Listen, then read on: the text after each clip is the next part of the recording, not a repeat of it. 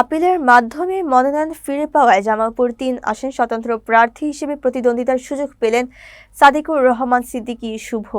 ১১ December রোববার বিকেলে আগারগাঁও নির্বাচন অফিসারের কার্যালয়ে আপিল শুনানির পর তার প্রার্থিতা গৃহীত হয়। এর আগে জামালপুর জেলা প্রশাসক ও রিটার্নিং কর্মকর্তা মোহাম্মদ ইউসুফ আলী মনোনয়নপত্র বাছাই করে একটি সমর্থন ভোটার নাম্বার ত্রুটির কারণে তার মনোনয়ন বাতিল করেছিলেন। মনোনয়ন ফিরে পাওয়ার পর সাদিকুর রহমান সিদ্দিকী শুভ সাংবাদিকদের জানান, তিনি জামালপুর ৩ আসনে তরুণ ও জনগণের মনোনীত স্বতন্ত্র প্রার্থী হিসেবে নির্বাচনে প্রতিদ্বন্দ্বিতা করবেন। তিনি আরও বলেন, নির্বাচনী আচরণবিধি মেনে সামনে এগিয়ে যেতে সবার দোয়া ও সহযোগিতা কামনা করছেন। প্রিয় মেলান্দ মাদারগঞ্জবাসী, আসসালামু আলাইকুম।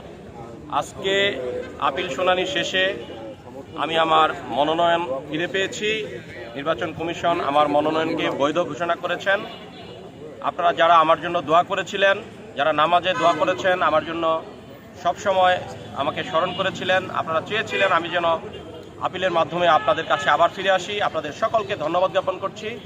আপনাদের দোয়া, সমর্থন, ভালোবাসা, সহযোগিতা নিয়ে শেষ পর্যন্ত নির্বাচনী মাঠে থেকে বিজয় ছিনিয়ে আনবো ইনশাল্লাহ। আপনাদের সকল